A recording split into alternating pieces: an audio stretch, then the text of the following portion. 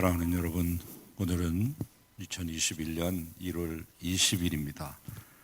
수요 성서 연구로 시작하려고 합니다. 다 함께 머리 숙여 묵도하심으로 시작하겠습니다.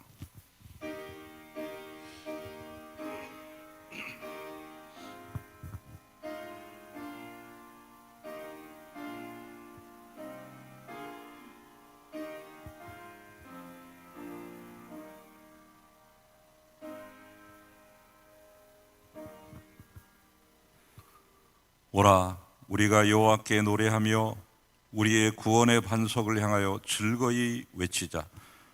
오라, 우리가 굽혀 경배하며 우리를 지으신 여호와 앞에 무릎을 꿇자.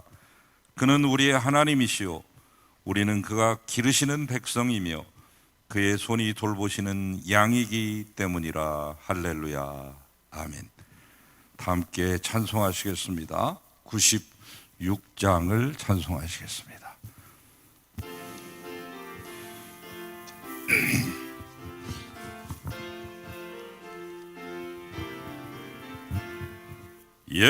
예수님은 누구신가?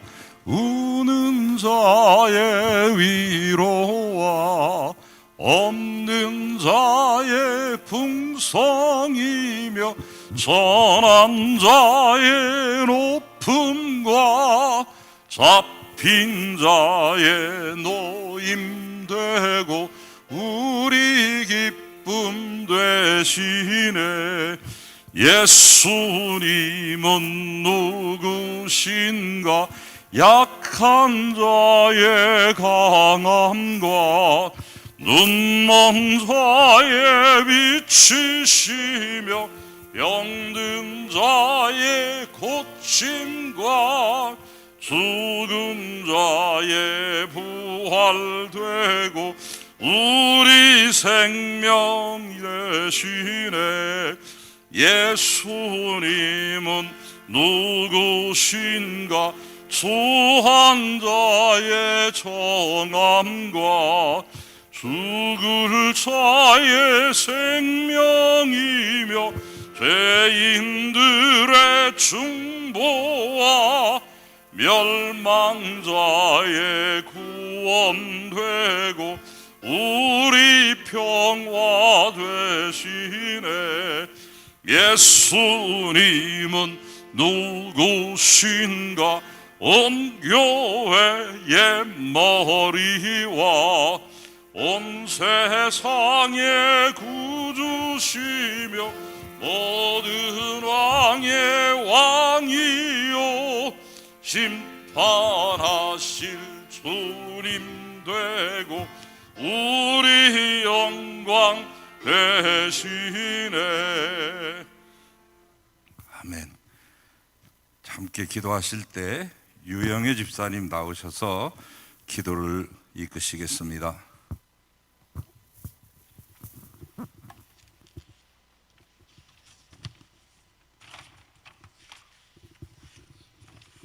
다 같이 기도드리시겠습니다. 사랑하는 자녀에게 은혜를 베푸시는 하나님 아버지, 우리의 영혼이 오늘도 주님의 은혜로 평안함과 감사함을 누리게 되었습니다. 오늘도 세상 가운데 살면서 죄악에 속하여 살아왔음을 이 시간 고백하고 회개합니다. 저희들이 알고도 짓고 모르고도 지은 모든 죄를 용서하여 주옵시고 날마다 회개하며 주님이 주시는 마음으로 주님을 찬양하며 영광 돌리게 하옵소서. 주님의 뜻으로 이곳에 세우신 송암교회를 기억하여 주시옵소서. 이 어둡고 혼탁한 세상에서 말씀으로 승리하는 교회가 되게 하여 주시고 빛과 소금의 사명 잘 감당하는 교회, 이웃을 섬기는 교회 되게 하여 주시옵소서. 이 시간 연약한 지체들을 위해 기도합니다. 육신의 질병과 고난 가운데 있는 성도님들에게 새 힘과 회복의 은혜를 허락하여 주시옵소서. 또 코로나로 인해 우울감과 정신적 질병에 고통받는 환우들에게도 함께 하셔서 죽음과 질병의 공포를 뛰어넘는 평안과 치유의 역사가 일어나게 하시옵소서. 말씀을 선포하실 정유샘 목사님과 함께하여 주셔서 선포되는 말씀마다 성령의 충만함을 주시옵고 말씀 가운데 하나님의 마음을 깨닫는 복된 시간 되게 하여 주시옵소서. 주님의 은혜에 감사드리며 저희들의 생명 되시는 예수님의 이름으로 기도드립니다. 아멘.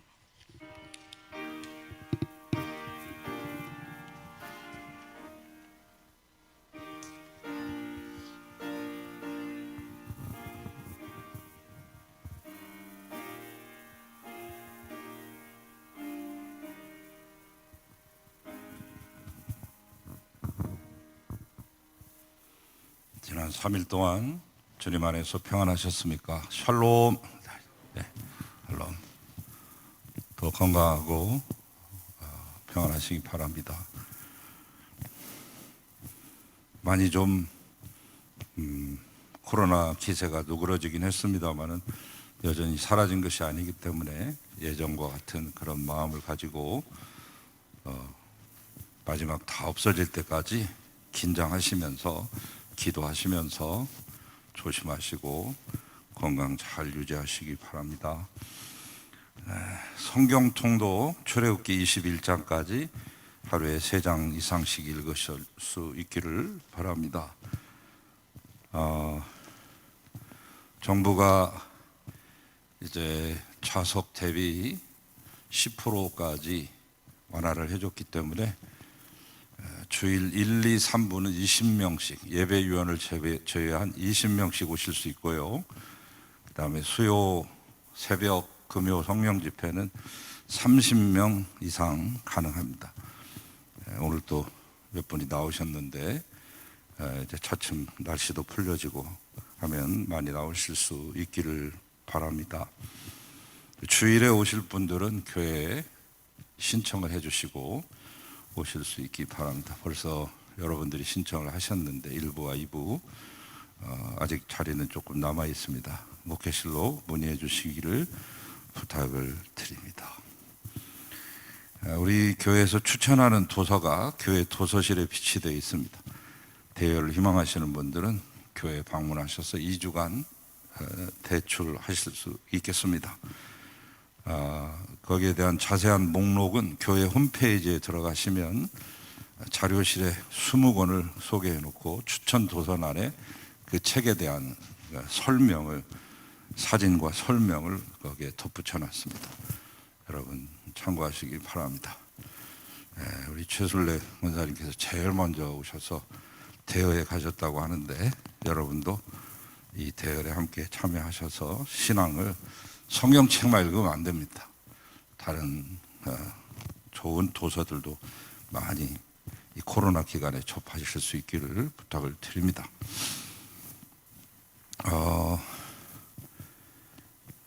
천영심 집사님 오늘 고대병원에 입원하셔서 12년 전에 다치셨던 머리를 다시 재수술하셔야 되는데 어려운 그런 수술이 되겠습니다. 여러분께서 위에서 합심해서 기도해 주시기를 부탁을 드립니다. 안암 고대병원에 입원하셔서 계시다가 구로 고대병원에 가셔서 감마나이프 시술을 하시고 이렇게 치료하시게 될 텐데 여러분께서 꼭 기도해 주시기 바라고 환우들 특별히 이순미 집사님 많이 약한 가운데 있으니까 이순미 집사님 비롯해서 다른 환우들을 위해서도 꼭 기도를 부탁을 드립니다. 이제 하나님 말씀을 하겠습니다. 잠언서 9장 10절 말씀 오늘 우리에게 주신 하늘 말씀입니다. 한 절이기 때문에 다 같이 우리 또박또박 천천히 같이 합독하시겠습니다. 시작. 여호와를 경외하는 것이 지혜의 근본이요 거룩하신 자를 아는 것이 명철이니라. 아멘. 주님의 말씀입니다. 이 시간에는 말씀 터다지기 15번째 시간이 돌아왔습니다. 그동안에 우리는 모세오경과 구약에 나타난 역사서를 공부하셨습니다. 지난번에 에스더까지 보셨는데 오늘부터는 정교샘 목사님께서 앞으로 6시간 동안 오늘은 이제 개괄적인 거 쭉 한번 훑어주실 것이고 다음 주부터는 이제 욥기, 시편, 잠언, 전도서, 아가서 구약 성경의 이 멋을 볼 수 있는, 맛을 알 수 있는, 풍류가 깃들어져 있는 아주 멋진 귀한 작품들이죠. 예, 이 작품을 정효세 목사님과 함께 한 시간 만나서 더 깊이, 더 넓게 알아가시는 귀한 복된 재미난 시간 되시기를 바랍니다. 앞으로 6시간 동안 우리 이 성경 강의를 이끌어 주실, 말씀을 터를 닫아 주실 정요셉 목사님을 여러분 앞에 소개합니다. 첫 번 나오실 때는 항상 할렐루야로 환영합니다. 네. 할렐루야! 할렐루야!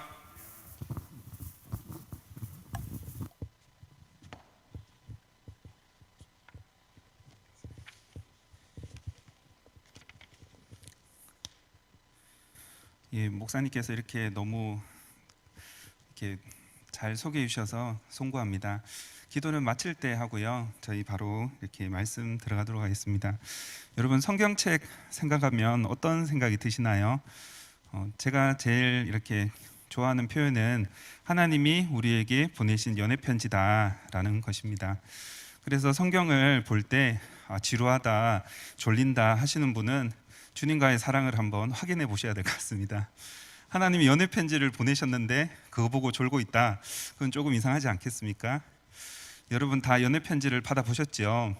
예, 저도 받아본 적이 있는데 그걸 보면 이렇게 편지를 굉장히 귀하게 놓고 읽고 또 읽고 곱씹어보고 또 나를 좋아하나 싫어하나 그런 것들을 하나하나 생각해보는 그런 시간들이 많습니다. 그래서 우리가 성경책을 하나님이 우리에게 보내신 연애 편지다라고 생각하면 사실 한 구절 한 구절이 우리에게 귀한 그런 은혜가 되고 또 그러한 감격이 있을 줄 믿습니다. 그런데 성경에 대해서 사람들은 여러 가지로 생각합니다. 마치 앞을 못 보시는 분들이 코끼리를 만지듯이 코끼리는 사실 뱀과 같이 코끝을 잡으신 분은 그러겠죠. 뱀과 같은 짐승이다라고 말할지 모르겠습니다. 그리고 귀를 붙드신 분들은 담요 같은 것이 코끼리다. 평생 태어나서 코끼리를 보지 못하고 만지신 분이라면 그렇게 오해할 수도 있겠습니다. 또 어떤 분은 상아를 만지면서 창과 같이 뾰족한 것이 코끼리다라고 이렇게 말할 수도 있습니다. 또 어떤 분은 옆에 다리를 붙들고 마치 나무와 같은 게 코끼리네라고 하실 수도 있습니다. 또 어떤 분은 배를 만지면서 벽돌 같은 것이 아주 널쩍하게 세워져 있네, 이게 코끼리구나라고 할 수도 있습니다. 또 끝에 있는 분은 꼬리를 잡고 코끼리는 꼬리같이 이렇게 생긴 마치 밧줄같이 생긴 거야 라고 말할 수 있습니다. 제가 왜 이 이야기를 했냐면 성경을 보는 분들이 자신의 입장과 자신이 느낀 것과 경험한 것, 자신이 아는 것을 통해서 성경은 이런 거야 라고 정의 내리고 있다는 것입니다. 그런데 이것이 사실은 선입견일 수도 있고 부정적인 의미를 가질 수도 있지만 저는 거꾸로 보고 싶습니다. 성경을 작은 부분이나마 본인이 알고 있고 소중히 여기고 있는 것들을 우리가 하나하나 버리지 않고 소중히 간직하고 그것을 점점 더 발견해 간다면 우리가 성경을 통해서 얻고자 하는 하나님의 사랑을 더 잘 알 수 있지 않을까라는 생각을 합니다. 그래서 우리가 가지고 있는 작은 은혜, 또 예수님을 처음 알게 되었을 때 성경을 읽었을 때 그 말씀, 그런 하나하나들을 버리지 마시고 귀하게 가지고 계시길 바랍니다. 그리고 오늘 시가서 개론을 할 때에도 사실은 많은 분들의 본인들이 확신하고 또 공부하고 연구한 것들, 그런 것들을 다 소개하고 이야기할 텐데 그런 관점들에 대해서도 우리가 알고 또 참고하고 내 생각과 다르다 할지라도 그런 것들을 그냥 이해할 수 있기를 바랍니다. 여러분, 그렇다면 성경을 왜 공부해야 될까요? 사실은 우리가 성경을 목사님 통해서 말씀을 듣고요, 그 다음에 성경을 저희가 통독하고 있습니다. 그리고 어떤 분들은 성경을 암송까지 하십니다. 그리고 매일 아침에 저희들이 묵상을 할 수 있도록 문자로 보내드리고 있습니다. 그런데 우리가 이렇게 다 하지만 공부하는 것, 이것도 우리에게 필요합니다. 공부를 할 때 어떤 유익이 있을지 한번 제가 생각을 해봤는데요. 성경은 하나님의 감동으로 되어서 교훈과 책망과 바르게 함과 의로 교육하기 유익하다라고 합니다. 제가 이 말씀은 잘 알고 있었는데 그 다음 말씀은 오늘 준비하면서 새롭게 다가왔습니다.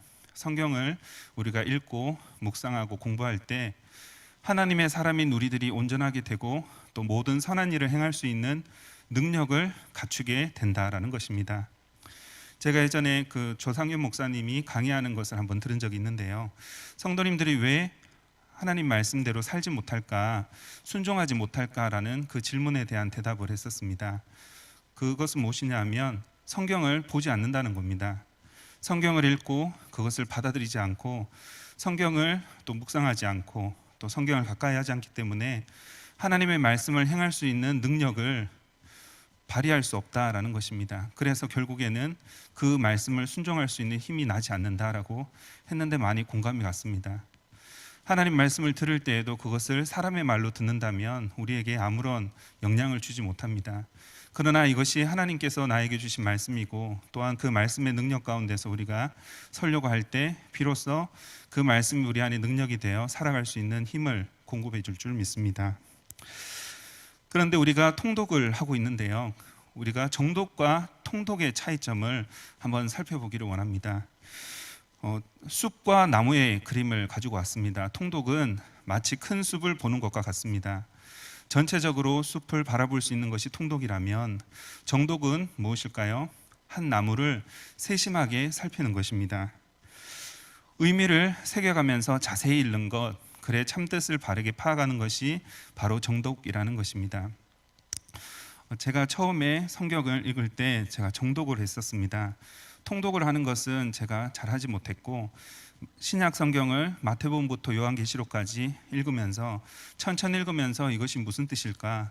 이해되지 않는 것은 이해되지 않는 대로, 또 이해되는 것은 이해되는 대로 그렇게 기억하면서 지내왔습니다. 그렇게 읽다 보니까 성경 구절이 외워지고 싶어지고 또 성경 구절을 외우면서 이것이 하나님의 뜻이구나, 또 하나님께서 원하시는구나 하면서 그 말씀대로 살 수 있는 힘을 얻게 되었던 것입니다. 그래서 우리가 통독하는 것 더불어서 정독하는 것을 추천해 드립니다.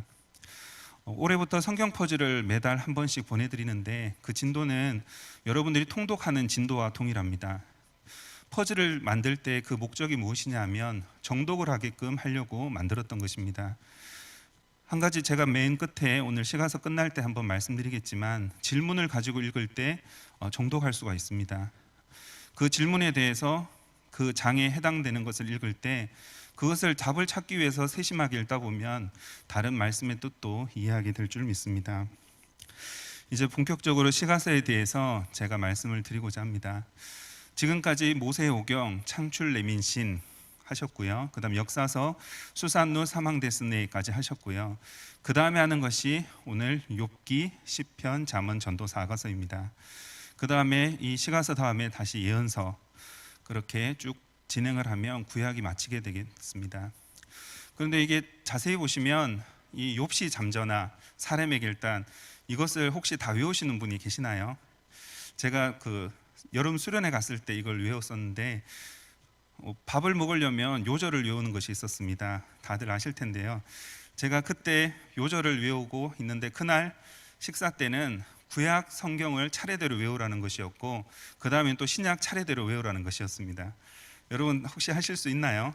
창출, 레민신, 수산루, 사망데스네, 욥시 잠재나 사람의 결단, 호요라 모범이나 학습말. 제가 그 끝에 학습말 외울 때 굉장히 헷갈려서 열심히 했던 기억이 나는데 이거를 외우니까 나중에 성경 찾을 때 굉장히 용이했던 것 같습니다. 이게 뭐 불필요해 보이긴 하지만 저는 그때 한번 외운 것 때문에 성경 찾을 때 굳이 이 표시가 없더라도 잘 찾을 수 있었던 것 같습니다. 여러분 그 다음에 이것을 하나 가지고 있으면 나중에 제가 설명을 할 때 조금 더 용이하실 것 같습니다. 그러면 시가서 의미를 하기 전에 제가 그동안 했던 오경과 역사서, 선지서에 대해서 잠깐 비교하면서 말씀드려보겠습니다.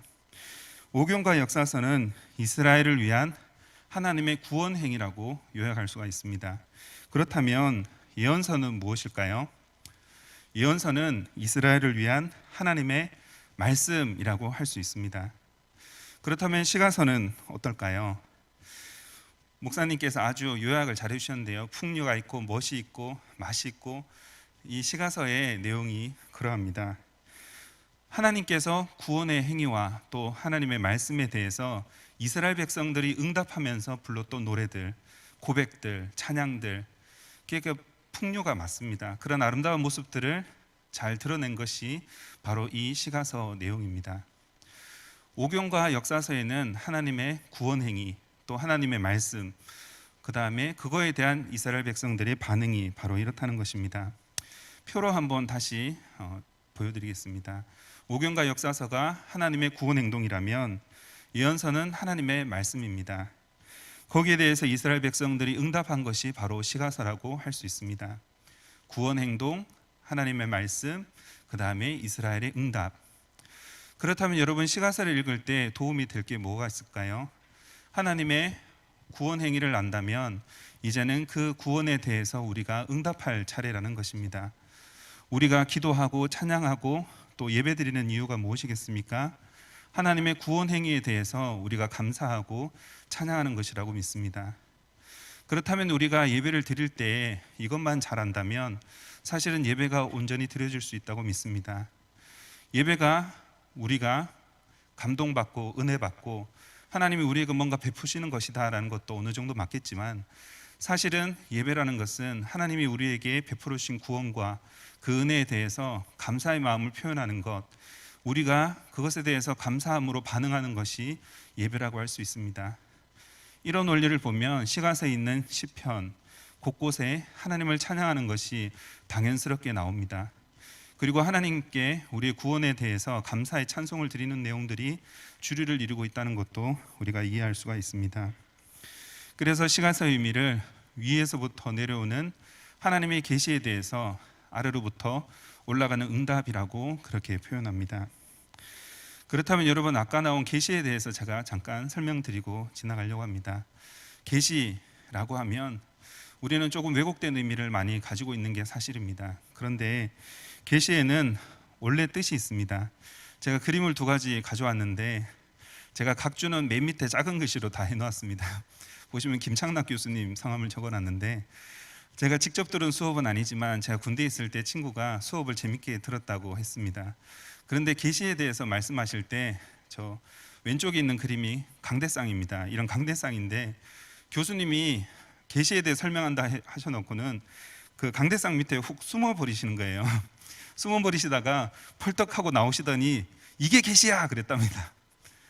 그리고 이해를 못하고 어리둥절하니까 교수님이 다시 문 밖으로 나가셨답니다. 문 밖으로 나가고 문을 닫고 있다가 문을 딱 열더니 이게 계시야 라고 그렇게 표현을 했답니다.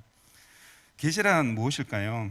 감춰져 있던 것이 드러난다 라는 문자적인 의미가 있습니다. 그런데 보통 계시라 하면 두 가지의 계시가 있습니다. 일반 계시가 있고 특별 계시가 있는데, 어떤 분들은 그냥 보통의 계시가 일반 계시고 특별한 계시는 특별 계시가 아니냐라고 하실 줄 모르겠습니다만은, 일반 계시란 이런 것입니다. 자연 만물을 통해서 하나님의 창조 섭리를 알 수 있는 것을 말합니다. 예수님을 알지 못할지라도 우리는 산을 보며, 북한산 보면서 하나님의 창조 섭리를 알 수가 있습니다. 너무나 아름다운 하나님의 솜씨, 손길을 느낄 수가 있다는 겁니다. 제가 한 가지 예를 들어보면 그렇습니다. 한 사람이 사막에 가서 텐트를 치고 이제 잠을 들려고 들어갔습니다. 주변에는 아무도 없는 고요한 곳이었는데 다음날 일어나 보니까 주변에 낙타 발자국이 있었습니다. 그렇다면 지난 밤에 누가 왔다 간 거죠? 바로 낙타가 주변에 서성이다가 갔다는 것입니다. 낙타를 직접 본 것은 아니지만 낙타의 발자국을 통해서 낙타가 지나간 걸 아는 것처럼 우리는 자연 만물을 통해서 하나님이 이 세상을 창조하셨구나, 하나님께서 우리에게 이렇게 아름다운 것들을 우리에게 보여주셨구나라는 것을 우리가 간접적으로나마 느낄 수가 있습니다. 그래서 로마서는 이런 말씀을 합니다. 하나님의 영원하신 능력과 신성이 그가 만드신 만물에 분명히 보여 알려졌나니, 하나님의 능력과 신성이 만물에 분명히 보여지지 않았느냐, 이것을 일반 계시라고 말할 수 있습니다. 하나님의 신성한 아름다움, 또 하나님의 능력, 그분의 성품이 만물에 묻어 나온다는 것입니다. 한 사람 한 사람이 만든 요리가 있습니다. 그리고 만든 작품이 있습니다. 그 작품을 보고 그 요리를 보면 그것을 만든 사람의 것들을 가늠할 수 있습니다. 정말 세심하구나, 정말 애썼구나, 정말 멋있구나, 이런 걸 알 수 있는 것처럼 하나님은 우리에게 그렇게 아름다운 모습을 보여주셨습니다. 그렇다면 특별 계시란 뭘까요? 많은 분들은 특별 계시하면 꿈꾼 것을 말합니다. 그러나 기독교에서 특별 계시는 그런 의미가 아니고요, 바로 이런 것을 말합니다. 예수 그리스도의 삶과 사역을 통해서 하나님의 구원 섭리를 알 수 있다는 겁니다. 예수님의 십자가 사건, 또 예수님께서 보여주신 삶을 통해서, 또 그분의 사역을 통해서 우리는 하나님의 성품이 어떤지를 알 수 있고, 또 하나님 우리에게 구원 역사를 베풀어 주신 것, 그것을 우리는 분명하게 알 수가 있는 것처럼 이것을 특별 계시라고 합니다. 그래서 우리는 특별 계시를 할 때 이 구절을 말할 수 있습니다. 예수께서 이르시되 빌립아, 내가 이렇게 오래 너희와 함께 있었을 때 네가 나를 알지 못하느냐? 나를 본 자는 아버지를 보았거늘. 예수님을 본 사람은 하나님 아버지를 보았다는 겁니다. 이 말이 무엇이냐면, 예수님이 병자들을 고치고 사랑을 베푸시고 하는 모습을 보면 하나님도 그러한 성품을 가진 분이라는 것을 알 수가 있습니다. 우리는 하나님을 먼 호공에서 성경도 보지 않고 하나님이 이런 분이야 라고 말하는 분들이 있습니다. 그것은 하나님을 잘 알지 못하는 것입니다. 기독교에서 하나님을 안다는 것은 성경을 통해서 계시된 예수 그리스도의 삶과 사역을 통해, 또 그분의 모습을 통해 우리는 하나님 아버지를 볼 수 있고, 그것이 우리에게 주어진 특별 계시라는 것을 꼭 기억하시기를 바랍니다. 구약 성경에는 두 가지 축이 있습니다. 하나님의 계시라고 했는데요, 하나님의 계시는 모세오경에 나타난 하나님의 그런 구원의 역사라면, 그 다음에 하나님의 말씀을 통해서 우리에게 또 말씀하시죠. 선지서를 통해서. 그런데 거기에 대해서 인간의 신앙 고백적인 응답이 있습니다. 그것이 바로 시가서이라는 것입니다. 그래서 구약 성경에 있어서 시가서는 큰 축을 차지하고 있다는 것을 우리는 기억해야 되겠습니다. 그렇다면 제가 정리를 하겠습니다. 시가서를 왜 공부해야 될까? 오경과 역사서를 통해 하나님의 구원을 알았다면 이제 우리는 시가서를 통해서 하나님의 구원에 대한 신앙 고백을 올려드려야 된다라는 것입니다. 우리가 통독 시간이 되어서 욥기를 읽기 시작할 때 이 내용을 잘 기억하시기를 바랍니다. 이제는 우리가 하나님의 뜻을 알게 되고 하나님의 구원을 알게 되었다면 이제는 우리가 그것에 대해서 감사한 마음으로 우리의 신앙 고백으로 하나님께 올려드려야 된다.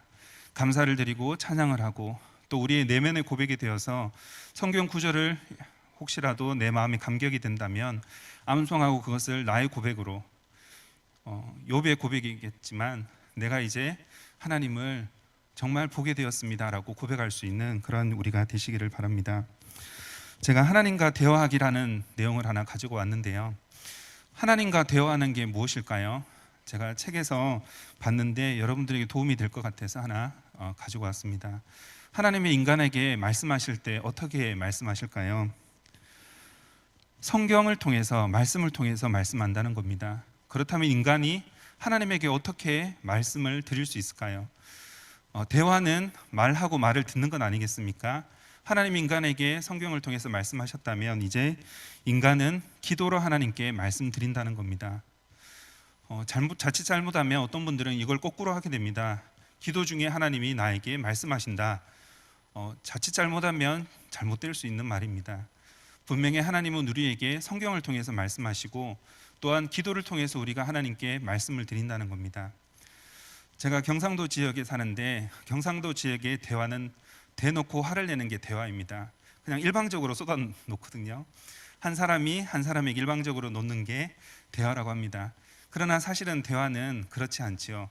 한 사람이 다른 사람에게 말을 하면 다른 사람이 또 그 사람에게 말을 하고, 말하는 것과 들어주는 것이 하나가 될 때 대화라고 합니다. 우리가 하나님과 우리 사이에서 대화가 이루어지려면 기도만 하는 것이 능사가 아닙니다.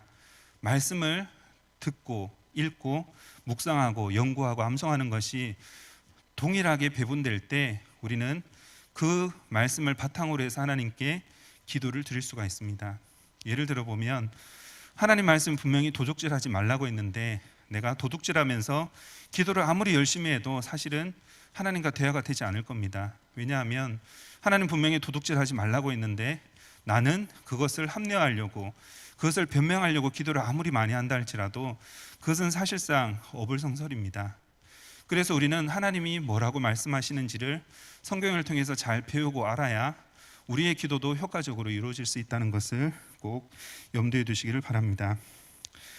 이제는 조금 신학적인 이야기들을 좀 더 해서 하려고 합니다.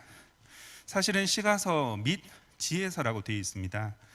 시가서는 시와 같은 것인데 또 지혜서라고 구분할 수 있는 게 잠언, 전도서, 아가서, 뒤에 가서 좀 설명하겠지만 우선 이 순서가 중요합니다. 욥기가 사실은 맨 앞에 있는 이유, 그 다음에 시편, 잠언, 전도서, 아가서, 이 순서가 사실은 시간적인 순서를 따라서 배열된 것입니다. 성경을 우리가 역사를 통해서 성경이 편집되어 오고 정리되어 와서 지금의 모습을 갖추고 있습니다. 그 과정에서 우리가 편집을 이렇게 신학자들이 이렇게 정리하면서 왔기 때문에 시간 순서대로 배열한 의미가 있습니다. 그러나 그것이 사실은 중요한 것은 아닐 수 있지만 참고적으로 이해할 필요는 있겠습니다. 자, 족장 시대 BC 2000년경에 욥기가 욥의 사람입니다. 그래서 맨 앞으로 갔고요. 그 다음에 다윗 시대는 BC 1000년경에 시편 대다수의 작품들이 그렇게 있겠고요. 그 다음에 솔로몬의 시대 때 아가서, 잠언, 전도서 이렇게 있습니다.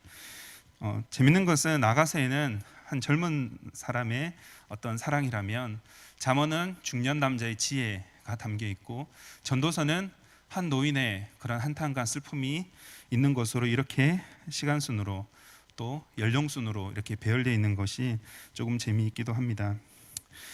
그 다음에 시편, 아가서는 시가서라면 욥기, 잠언, 전도서는 사실 지혜서라고 해당됩니다. 그러나 이 지혜서라는 것도 시적으로 표현되어 있기 때문에 시가서로 분류해서 제가 오늘 그 제목을 그냥 시가서 및 지혜서라고 안 하고 그냥 시가서라고 통틀어서 말했고 통상 이렇게 말하고 있습니다. 그런데 지혜 문학에 대해서 조금 더 살펴보기를 원하는데 욥기, 잠언, 전도서입니다. 여기에 대한 질문은 세속화된 사회에서 하나님의 사람은 어떻게 살아야 하나라는 것입니다. 우리도 마찬가지입니다. 분명히 우리는 예수 그리스도 이름으로 하나님의 자녀가 된 저희들인데 이 세속화된 사회에서는 하나님 말씀을 등져 있는 그런 가치관과 생각들을 가지고 살기 때문에 우리가 살아갈 때 굉장히 어려움을 많이 겪습니다. 어떻게 해야 될까? 그런 질문에 대해서 우리가 답을 얻을 수가 있겠습니다. 그런데 형식을 보면 그렇습니다. 욥기는 논쟁의 형식을 통해서 보여주고 있고 그 다음에 잠언은 격언 형식으로 이렇게 보여주고 있습니다. 그리고 전도서는 설교 형식으로 보여주는 것을 우리가 살펴볼 수가 있습니다. 그리고 지혜 문학의 좀 특징을 보면 강조하는 게 있습니다. 지혜의 가치, 말의 힘, 삶의 불공평함, 고통의 문제, 죽음의 최종성에 대해서 말한다면 거의 없는 내용들이 있습니다. 이스라엘 역사나 위대한 순간들, 출애굽을 했다거나 놀라운 승리를 거뒀다나 이런 내용이 별로 없습니다. 그리고 신의 산 언약 내용이 없습니다. 다윗과 맺은 언약, 또 성전과 제사제도, 절기들 이런 내용들이 거의 없는 것을 볼 수가 있습니다.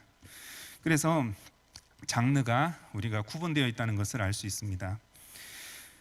제가 31이라는 것을 가져왔는데 제가 이렇게 너무 이렇게 이렇게 지루하실까봐 중간중간에 이렇게 좀 딴 이야기들을 넣은 것에 대해서 이해를 해주시기 바랍니다. 30일이 뭐죠? 달력에 있는 것이 31일까지 있죠. 많으면 제가 어릴 때 성경을 처음 읽을 때 흥미를 잘 느끼지 못할 때 누가 가르쳐 준 방법입니다. 혹시 여러분들의 손주나 자녀들이 성경을 전혀 보지 않는다면 한번 이것을 제안해 보시면 어떨까 싶습니다. 오늘이 며칠이죠? 오늘이 1월 20일이다. 그러면 잠언 20장을 펴서 읽어보라는 겁니다. 너 10장씩 읽어 이러지 말고 그냥 한 장만 읽 때 너희가 성경을 읽고 싶을 때 한 장씩 또는 하루에 한 장씩 읽어보라 할 때 잠언을 한번 처음에 추천해 주면 어떨까 싶습니다. 그러면 저도 그렇게 했습니다. 오늘 5일이면 5장을 읽습니다. 그리고 성경을 잘 안 읽다가 학생 때 이야기입니다. 학생 때 그리고 또 17일 되었으면 다른 거 읽기 너무 버거우니까 그냥 17장 가서 잠언을 쭉 읽고 그 다음에 그때 학생 때여서 밑줄을 끄면서 이건 마음에 와닿네. 개미 이야기 보면서 그래 열심히 공부해야지 그런 생각하면서 이렇게 지냈던 기억이 납니다. 그래서 손주들과 자녀들에게 성경을 읽힐 수 있는 그런 좋은 습관이 달력에 있는 날짜 보고 너 성경 하루에 한 장씩 한번 읽어보라, 이렇게 제안하면 어떨까 싶습니다. 유대인들은 성경 생긴 나무 인형에다가 꿀을 발라가지고 어릴 때 갖다 놓으면 애들이 꿀 먹으려고 그렇게 성경을 가까이 하려고 하는 그런 물리적인 노력도 많이 기울였다고 합니다. 여러분 한번 손주들과 자녀들이 혹시 성경을 안 본다면 이렇게 한번 제안해 보시길 바랍니다. 저희 어머니가 했던 방법은 뭐였냐면 돈을 쓰셨는데요. 고린도전서 13장을 외우면 10,000원 주겠다 그래가지고 한동안 외웠는데 저는 못하고 저희 누나가 그때 탔던 기억이 납니다. 그 다음에 우리가 지금 시가서를 하니까 히브리 시에 대해서 이제 신학자들이 많이 관심을 가졌습니다. 어떻게 히브리 시인 것을 알 것인가, 이게 히브리 시인지 다른지 이런 것들을 많이 이렇게 연구를 하셨고요. 그 다음에 제가 또 좀 신학자들이 많이 관심 갖는 것들을 몇 가지만 이야기하고 지나가도록 하겠습니다. 처음에는 18세기 중반에 로버트 로우슨이라는 분이 히브리 시 특징은 평행법이라고 했습니다. 동의적인 평행법이 있고 반의적인 게 있고 종합적인 게 있는데, 동의적인 것은 이런 것입니다. 여호와의 계획은 영원히 서고 그의 생각은 대대에 이르리로다. A입니다. 같은 말인데 반복되는 것, 이것이 동의적인 평행법입니다. 이게 히브리 시의 특징이다라고 말했고요. 그 다음 두 번째는 반의적 평행법인데, 그의 노여움은 잠깐이요 그의 은총은 평생이로다. A, B 대조적인 모습을 보여줍니다. 그 외에는 다 그냥 종합적인 평행법이라 했는데, 이 학자가 이런 말을 하고 나니까 제임스 쿠걸이라는 분은 그것을 비판했습니다. 평행법은 광범위한 특징이지 히브리 시를 결정하는 유일한 시금석이 아닙니다 라고 하면서 B는 A를 어떤 방식으로든 지원한다, 이거를 더 중요시했습니다. 그럼 A가 나오면 B는 A를 지지하고 지원하고 보조하는 방식이다, 이것이 히브리 시의 특징이다 라고 그렇게 주장했습니다. 그리고 또 다른 학자 오코나라는 분은 건너뛰기가 히브리 시의 특징입니다 라고 했습니다. 여호와께서는 아첨하는 입술을 끊으시고 크게 자랑하는 혀를 이게 끊으신다는 게 원래 없습니다. 근데 우리 성경에는 이렇게 자랑하는 혀, 앞침하는 입술 합쳐서 그렇게 끊으신다고 했는데 히브리시의 원 자리에 보면 이 단어가 없습니다. 그래서 이런 건너뛰기가 히브리시의 특징이다라고 말을 했습니다. 이거 말고도 운율에 대한 거, 또 히브리 문학이 사실은 고대 근동에 있는 영향을 받았다는 것, 여러 가지 말씀들을 하지만 우리가 참고적으로 한 가지만 이렇게 살피고 지나가겠습니다. 그 다음에 성경을 보는 또 다른 관점에 대해서 이야기를 할 텐데, 성경을 한마디로 말하면 여러분 어떻게 표현하십니까? 뭐 하나님의 사랑이라 할 수 있고 또 여러 가지 말을 할 수 있겠지만, 저는 이렇게 예수 그리스도라고 이렇게 말을 해보고 싶습니다. 예수 그리스도 관점으로 중심으로 성경을 읽는, 제가 이렇게 이 강의를 준비하기 위해서 책을 여러 권 이렇게 서점 가서 찾아보고 도서관 빌려봤는데, 지금까지 말한 어떤 학적인 것도 있지만 또 어떤 분들은 예수 그리스도를 초점으로 해서 성경을 읽으려고 노력하는 분들도 있더라고요. 그래서 그런 분들의 말들을 조금 가져와 봤습니다. 예수 그리스도 중심으로 성경 읽을 때 구약을 이렇게 봅니다. 오실 예수님에 대해서 기록한 책, 이건 쉽게 말하는 겁니다.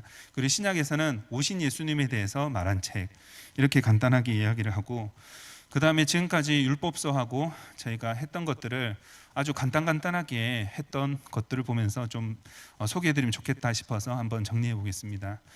율법서는 그리스도께서 오실 기초다라고 해서 그리스도께서 신정민족의 계통에서 오실 민족의 선택한 게 창세기, 그리고 민족을 구속한 이야기가 출애굽기, 그 민족을 성화시켜가는 게 레위기, 또 그 백성을 인도한 게 민수기, 또 그 백성에게 교훈을 준 것이 신명기다라고 했고요.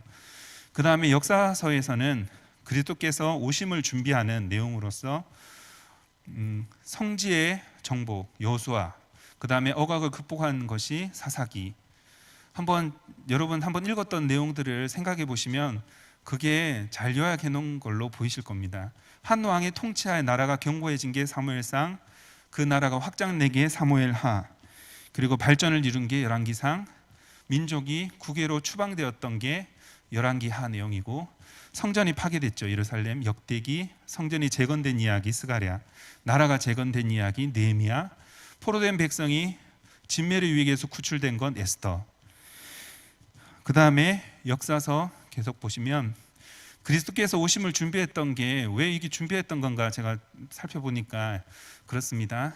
거룩한 백성이 거룩한 땅으로 돌아온 이야기, 그것은 그 땅에 돌아와서 높으신 이의 아들 예수 그리스도의 탄생이 그 다음 연결되는 것을 보면서 그렇게 이야기한다는 걸 이해했습니다. 누가복음 1장에 보면 그가 큰 자가 되고 지극히 높으신 아들이라 일컬어질 것이요 주 하나님께 그 조상 다윗의 왕위를 그에게 주시리니, 다윗의 왕이 다윗의 가문에서 나신 예수 그리스도에 대해서 말하고 있는 것을 볼 수가 있습니다.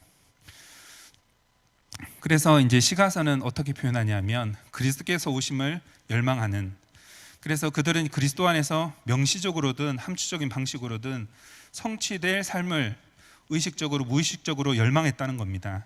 시가서 내용 안에서 예수 그리스도의 오심을 열망하고 그분을 사모하고 그렇게 지냈던 것이 담겨 있다라고 보는 겁니다.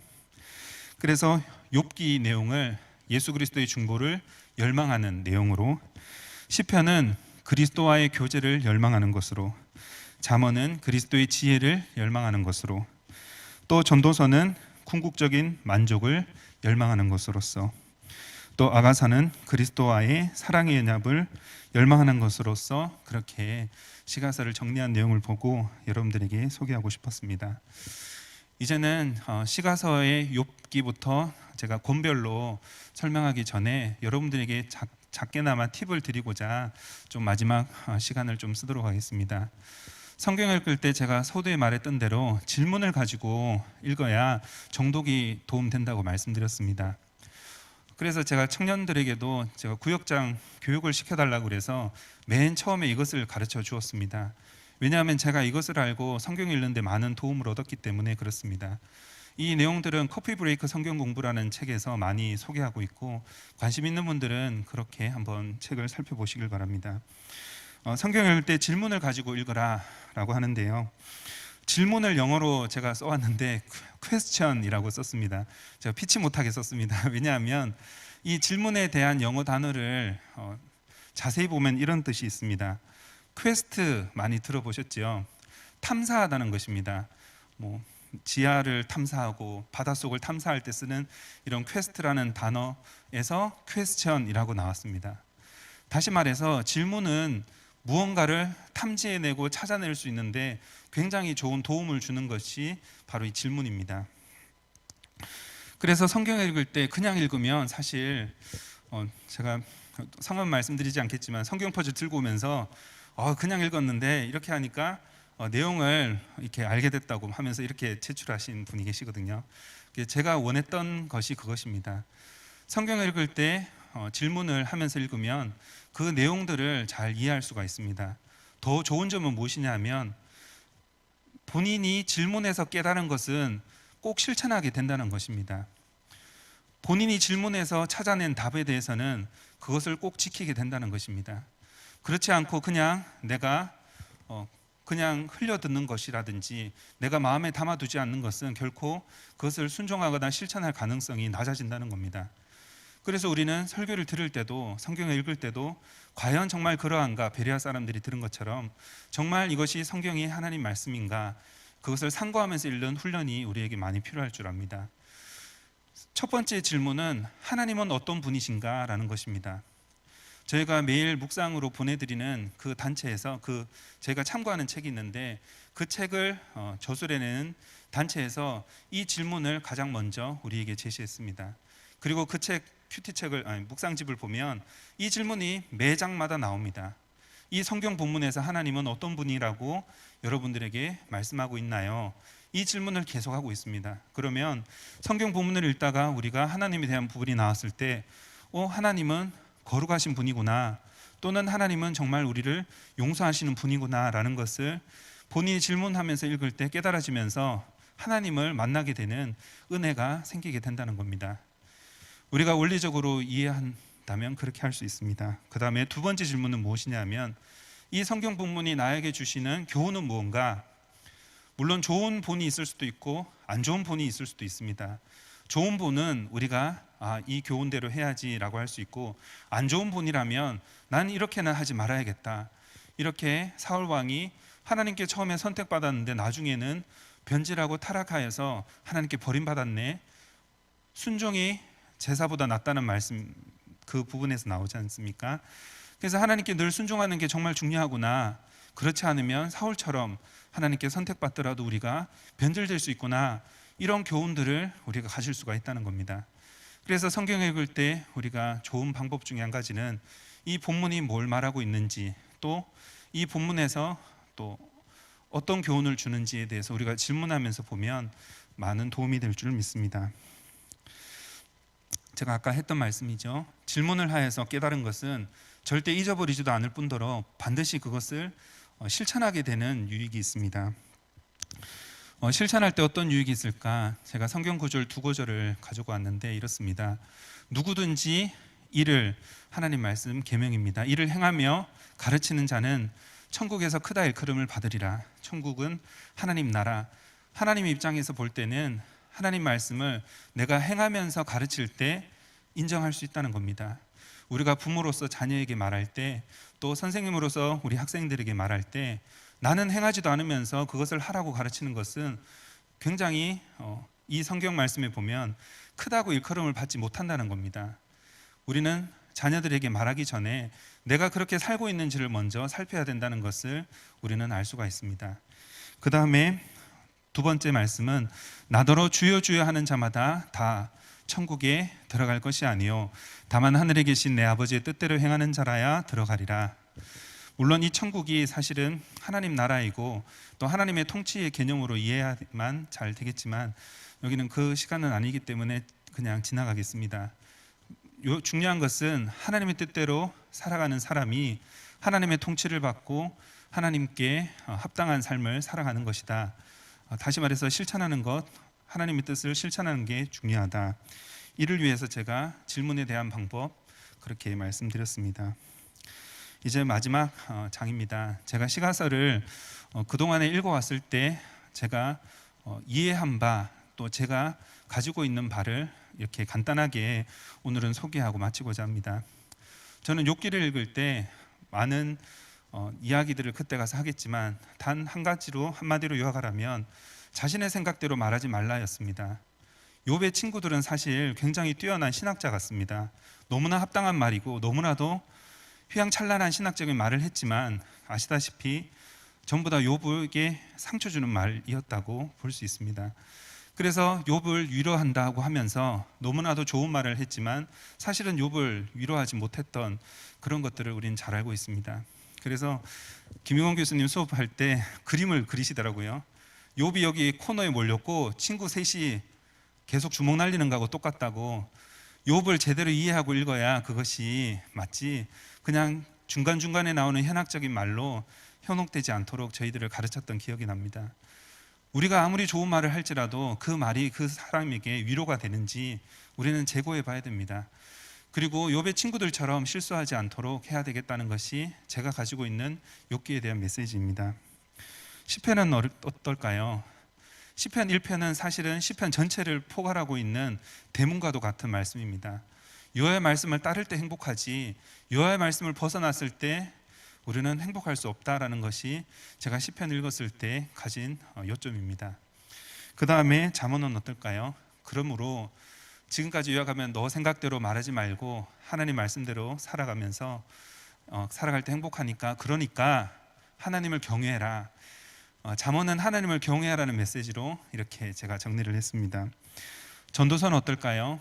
잠언과 이어지지만 어쨌든 하나님의 법도를 따르고 경외하며 살아라 같은 메시지고요. 그 다음에 아가서는 그렇게 젊은이와 어떤 사랑으로도 이해할 수 있지만 주님과 우리의 관계라고 본다면 그렇게 너희들이 주님을 사랑하면서 살아야 되지 않겠니? 라고 하는 것이 제가 보았던 시가서의 그런 메시지였습니다. 우리의 생각대로 살지 않고 하나님의 말씀을 따르면서 그분을 경외하고 그분의 법도를 따르고 그분을 사랑하는 것이 시가서를 통해서 우리에게 주시는 하나님의 메시지라고 저는 생각하고 있습니다. 귀한 성도님들께서 이 귀한 시가서를 앞으로 욥기부터 한 권씩 살펴가실 때 귀한 유익이 되시기를 간절히 바랍니다. 기도하겠습니다. 사랑해 주님 감사합니다. 오늘 시가서의 개론과 또 여러 가지 말씀들을 통해서 저희들이 이제 공부를 열심히 하려고 합니다. 그래서 결국에는 하나님 말씀에 순종하는 삶을 살아갈 수 있도록 도와주시옵소서. 시간마다 도와주실 걸 믿사오며 예수님 이름으로 기도드립니다. 아멘.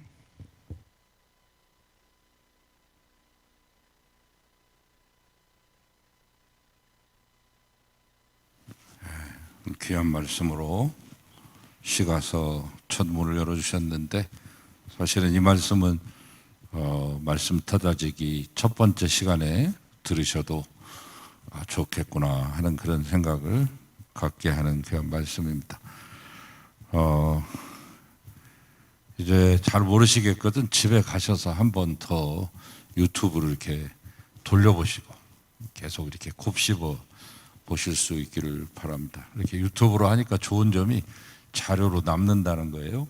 그러니까 여러분께서 몇 차례 좀 보시면 또 쉽게 이해하실 수 있을 겁니다. 어려운 이야기를 아주 쉽게 풀어서 여러분한테 제공해 드리는 거니까 그렇게 하시고 더 시가서 앞으로 5시간 동안 매진해 보시기를 부탁을 드립니다. 여기서 하는 것은 강의일 뿐, 실제로 여러분이 읽고 또 묵상하고 적용하고 하는 이런 삶을 통해서 우리의 삶이 달라지고 또 행복해질 수 있습니다. 꼭 그렇게 살아가시기를 바랍니다. 다 같이 일어나셔서 찬송하시겠습니다. 199장 찬송입니다.